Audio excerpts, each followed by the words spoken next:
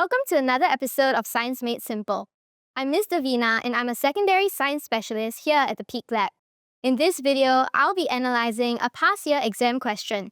I've also prepared this question for you to download for free by clicking a link in the description box below. So let's get started. Let's take a look at the question below and let's read it together. So it says here that Jennifer calculated the density of 4 random substances and she recorded the results.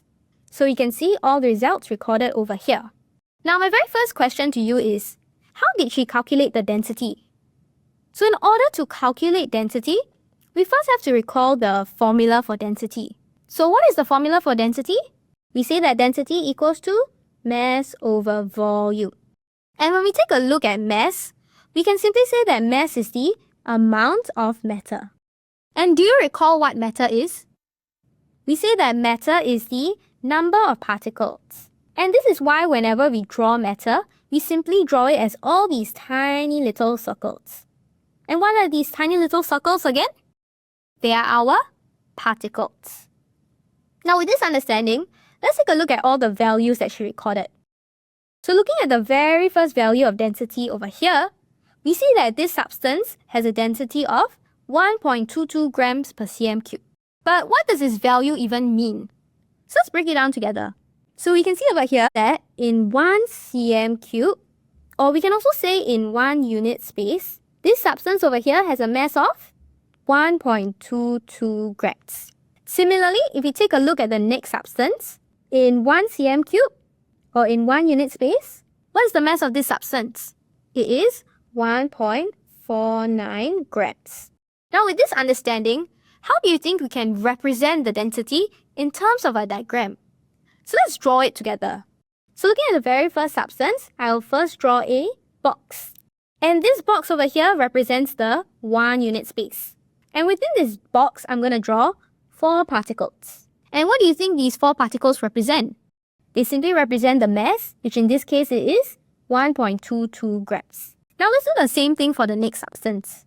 So for this substance, I will draw a box, and this box is the 1 unit space.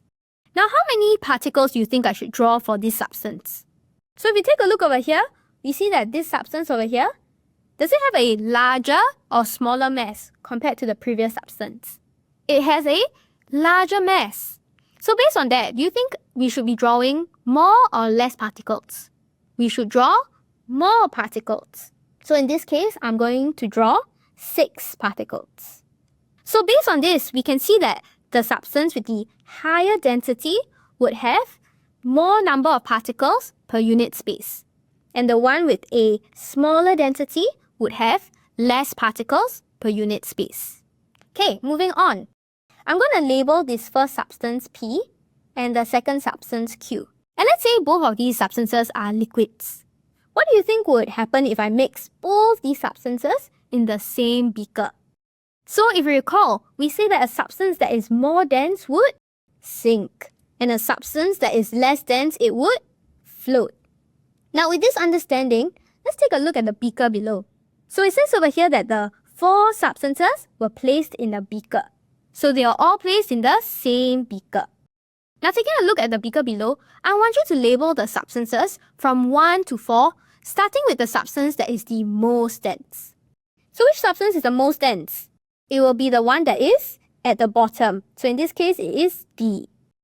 Then followed by C, B, and lastly, the least dense substance is at position A. Now I want you to do the same thing for the values of density up here.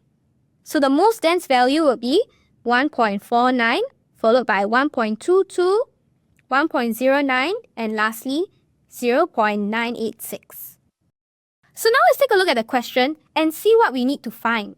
Which position would the substance of density 1.09 grams per cm cube occupy? So now let's take a look at the values of density up here. What number did we label this value of 1.09 grams per cm cube with? We labeled it 3. Now let's take a look at the beaker below. Where else did we label 3? We labeled our position B as 3. And lastly, taking a look at the options over here, which option gives us the correct answer? It is option 2. So the correct answer for this question is simply option number 2. Now we can see that we can simply answer this question by matching the values of density with the positions that we labeled. Thank you for watching, and I hope you enjoyed this video. Found this video useful? Give us a thumbs up and check out more by clicking the links here. You can also subscribe to our channel for more interesting videos. Until next time, stay curious inside and limitless outside.